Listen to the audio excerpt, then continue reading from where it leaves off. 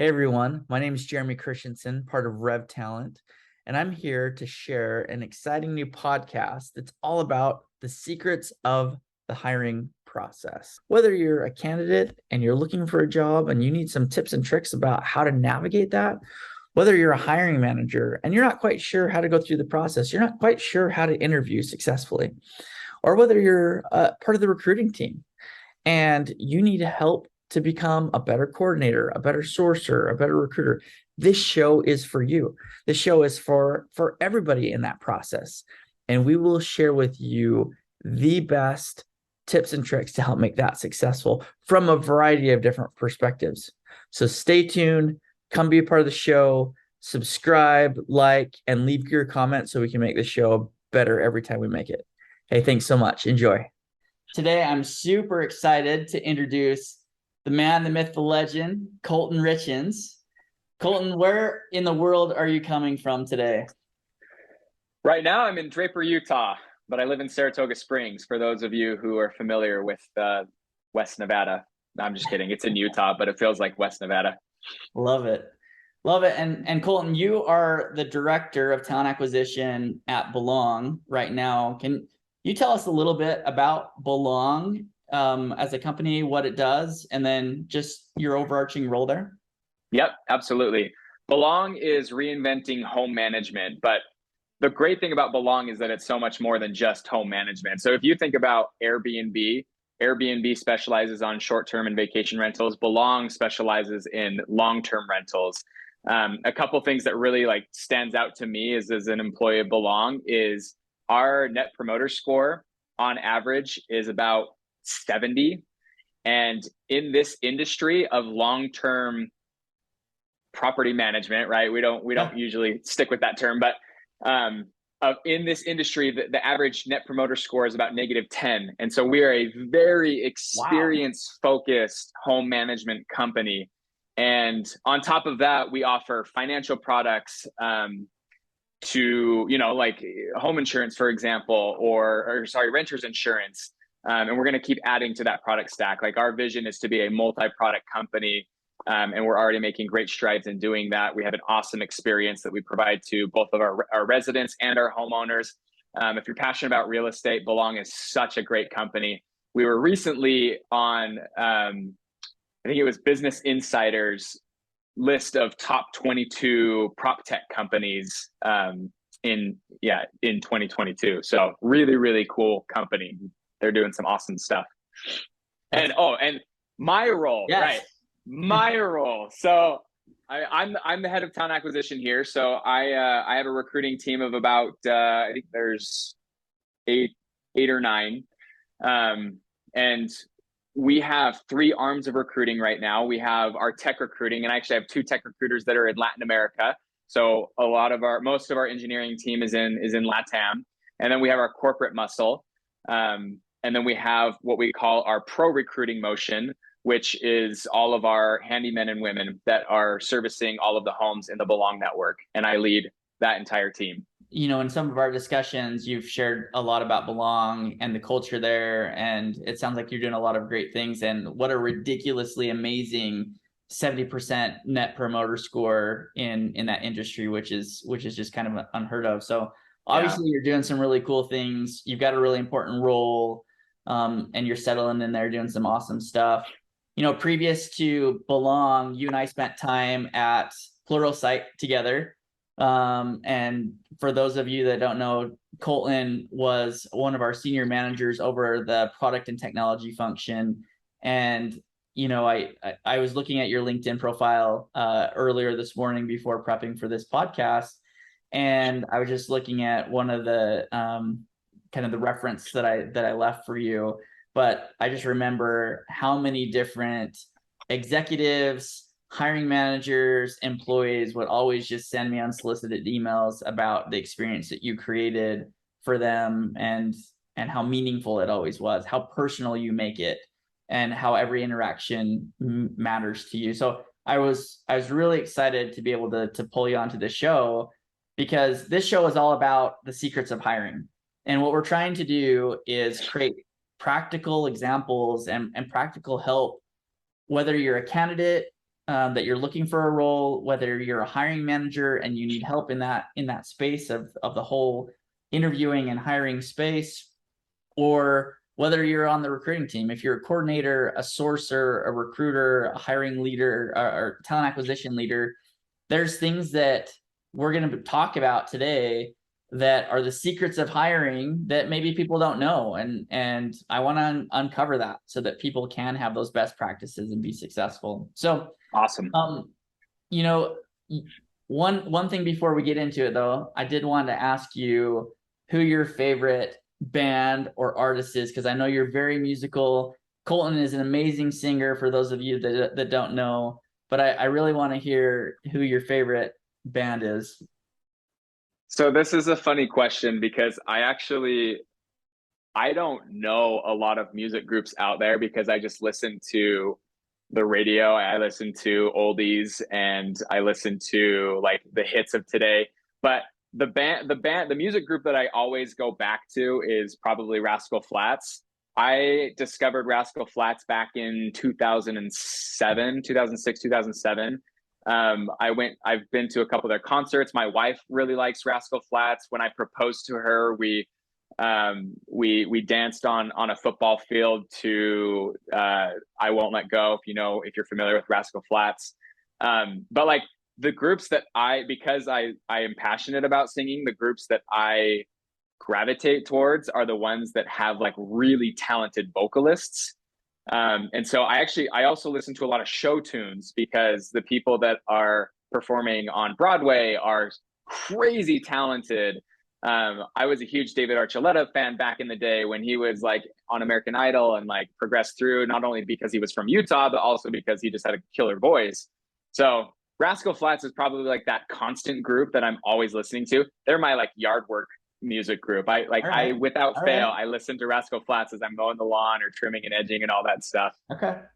I was almost positive that you were gonna say like Shakira or something like that, but Well, Flatts. I mean, my hips don't lie, like for sure. No, you went there. You went there. All right. The reason I want to ask that question is because we're real people doing real things, and I want to make this personal. I want people to really understand, like talent acquisition professionals like yourself.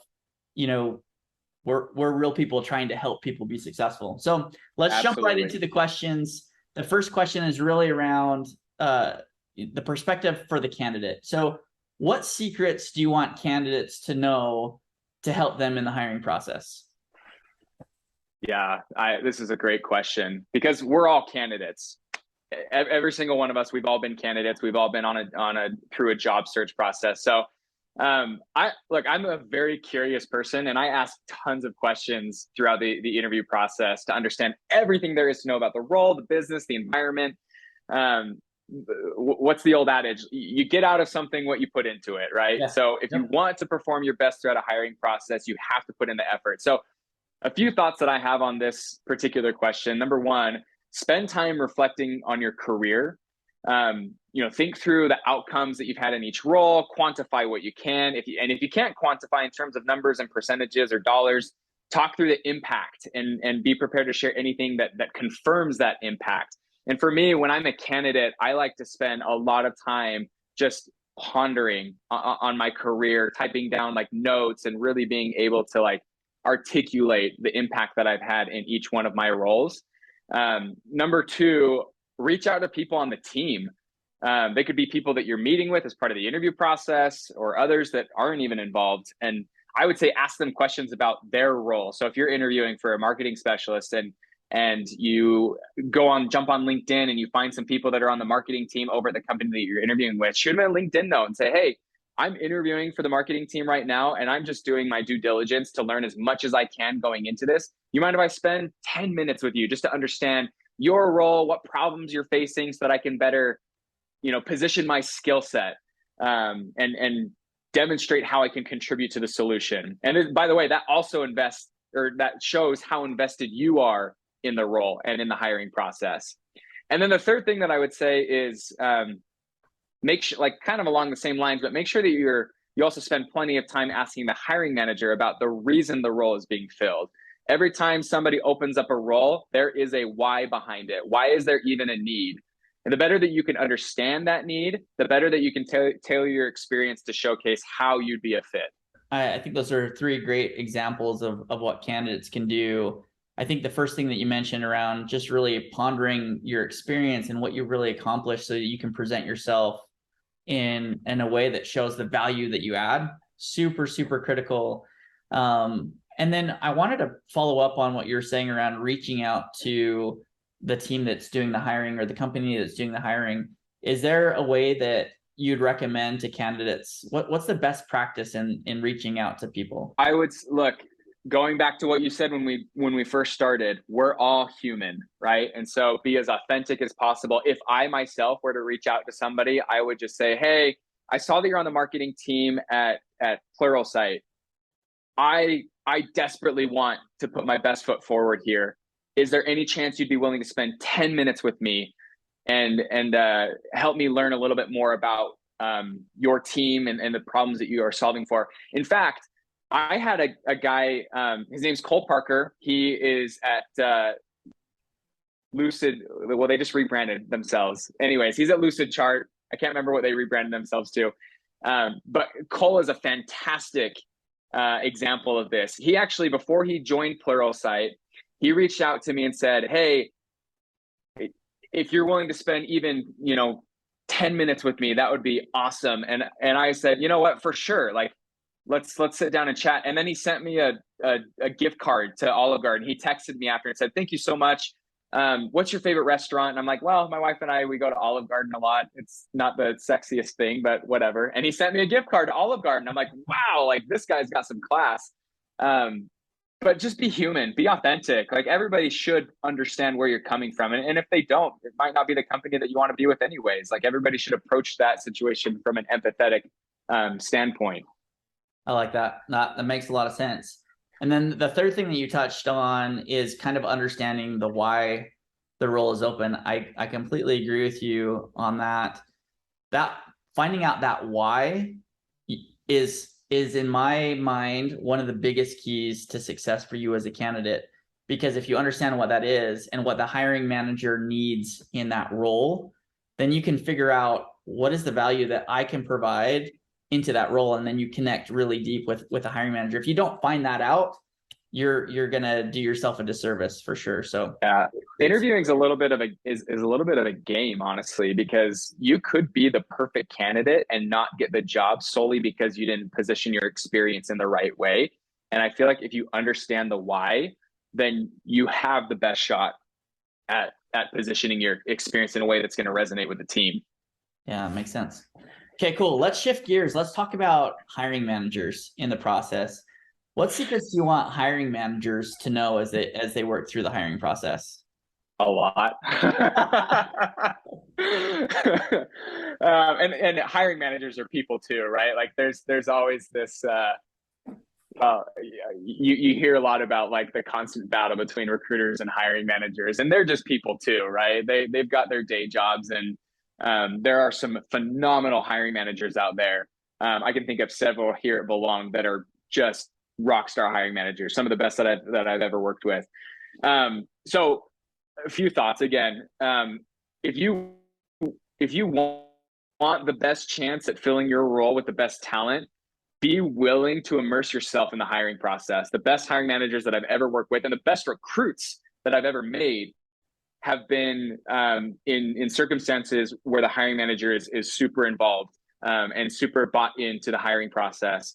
Many hiring managers want recruiting to handle everything. They just want to show up to work with interviews on their calendar, and their claim, which is understandable, their claim is that they don't have enough time to immerse themselves in the hiring process. Like they have their day jobs and we have ours. Interviews take up enough time as it is. So the problem with that line of thinking, though, is that if you aren't able to recruit top talent, you'll end up paying for it later. Yeah. So in my mind, it's so worth the investment. You might ask what more a hiring manager can do outside of interviewing candidates. So I've got a few thoughts, because I think a lot of hiring managers don't really know what that means. So I'll give a few thoughts around like sourcing, nurturing, and closing, because I feel like those are the three areas where I think hiring managers can really make a difference. Well, number one, sourcing. Candidates would so much rather hear from a hiring manager than a recruiter.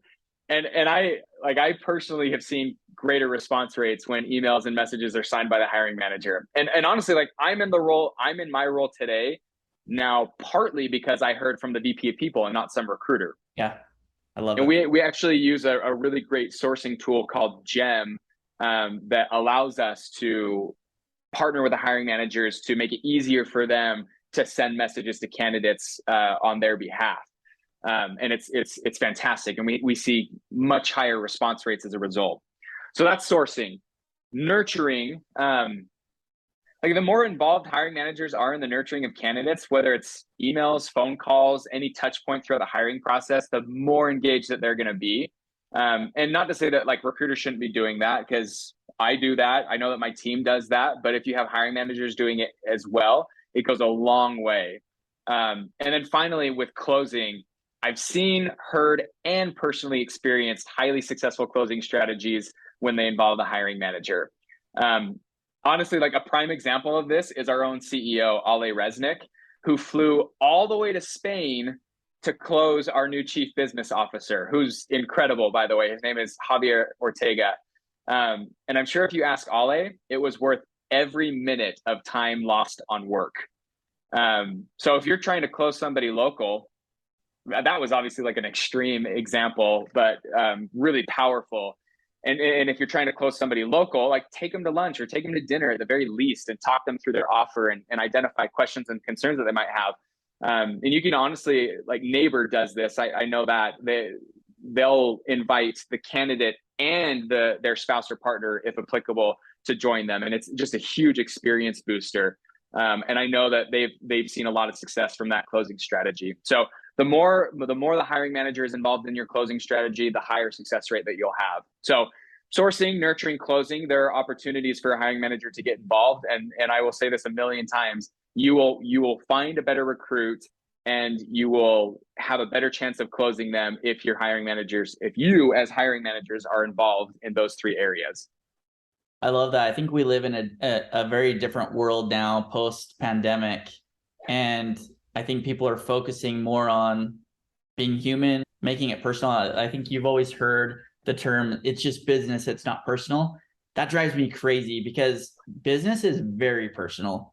And I love the example that you gave of the CEO flying to Europe to make this hire and to close this thing and to make it personal.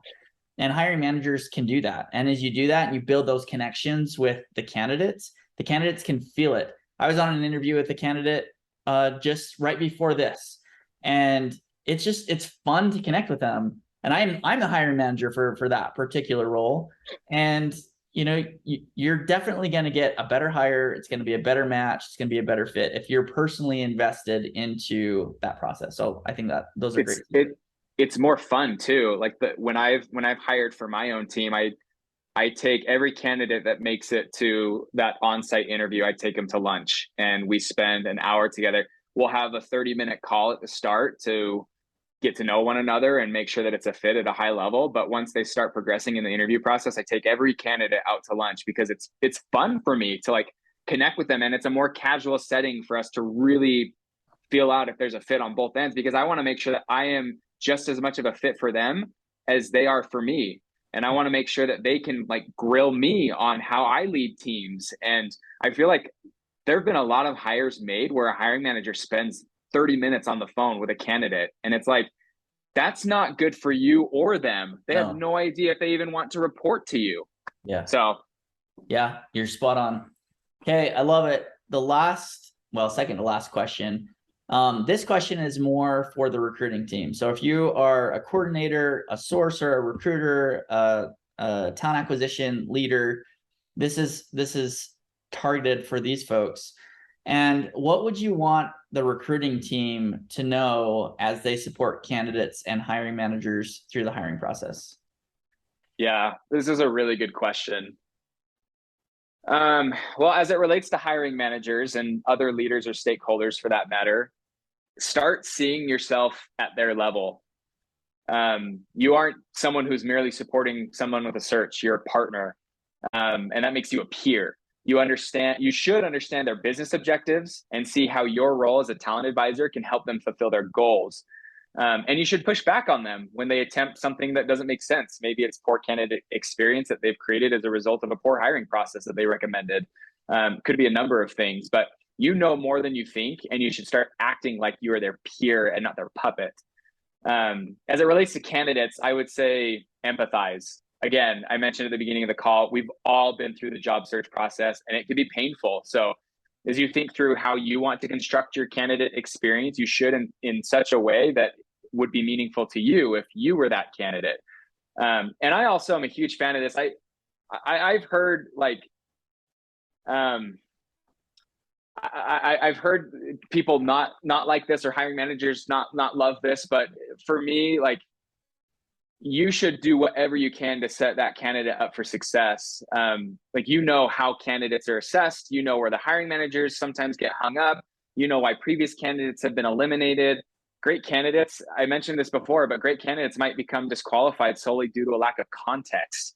Yeah. And so, like, you as a recruiter should help candidates bridge that gap so that they can focus on bringing their best selves to the interview.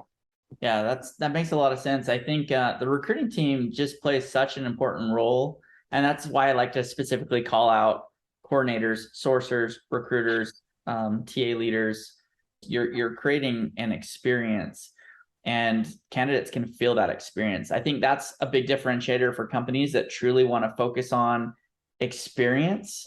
Those are the ones that are going to win. And you and I have talked about this a lot in the past around creating an emotional connection between your company and the candidate. If you can create that emotional connection, then you're likely to win in that space.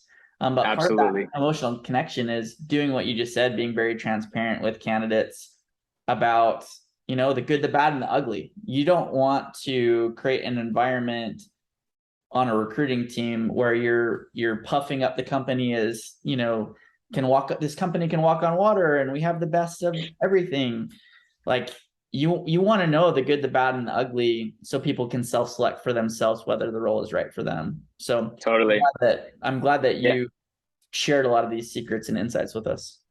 Yeah, the last thing that I'll add there is related to the transparency. I have a good friend who interviewed with Google, and I know that we all talk about big tech. A lot of people don't love big tech. It's too big. We want to be scrappier. We want to be at the startup or mid-level company stage. But he told me it was the best hiring process he had ever been a part of, and it was because the recruiter at every stage was constantly like calling him and offering him guidance for the next round, and like really clear guidance that he felt really set him up for success. Now, whether that is a Google thing or that recruiter thing, the lesson is the same. Yeah. Now that makes a lot of sense. Well, cool. I have one final, very important question for you. So you've had an amazing career. You're just this charismatic person. You make it really personal. I could go on and on the list about how awesome you are. But what do you feel has been your superpower that you feel has really shaped your career? I mean, as much as I hate it sometimes, I would consider my superpower this innate desire that I can't shake to push myself outside of my comfort zone. If you remember, Jeremy, when you first came to Pluralsight, you got the entire team together and you just asked what was on everybody's mind. And the one thing that I told you is keep pushing me, keep challenging me. And boy, you definitely did that. But that is always with me, and I don't always love it because we like to be comfortable. But I often have these moments of reflection where I feel like I'm too comfortable and I'm not growing. And I'm sure that there are a lot of people in those circumstances. And I believe that I'm on this earth to constantly progress and push myself. And that belief and understanding allows me to throw myself at hard things, and I become better as a result every single time. It sucks sometimes to, like, when you got a good thing going, to uproot yourself and throw yourself at something really hard. But I can honestly say that is what has fueled and shaped my career. And I would say that that's probably my personal superpower.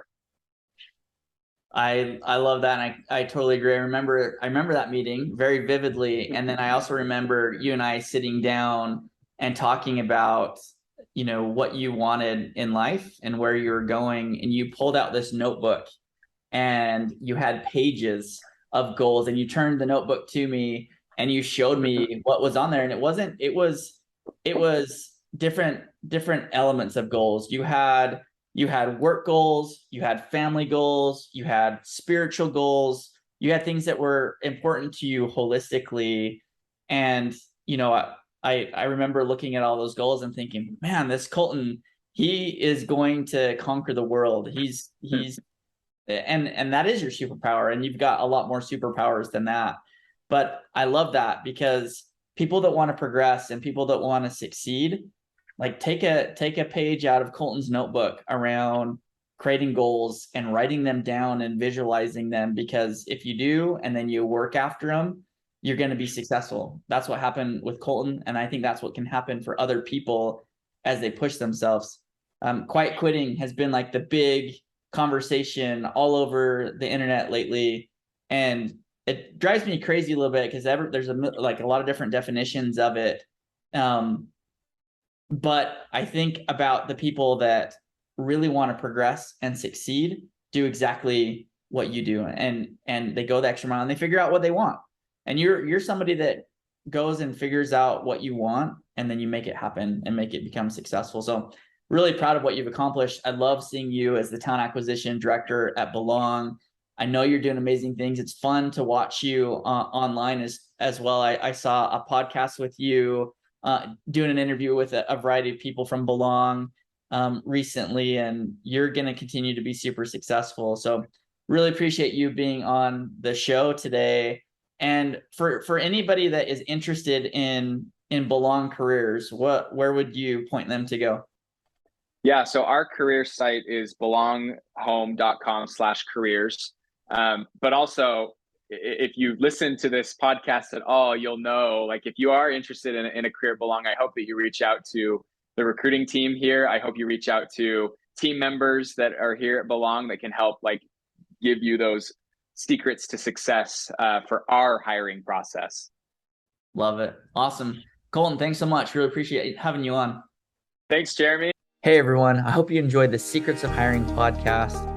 We're going to provide content like this on a regular basis from a variety of different perspectives, so you get every secret, every tip, every trick on the hiring process and how to navigate it successfully. Every secret that you need to be successful, whether you're a candidate, a hiring manager, or part of the recruiting team. Please leave your comments below. I want to hear from you. I want to hear what you liked, what you didn't like, what I can do to make this show better, and help you be successful. Thanks so much. Hope to see you soon. Take care.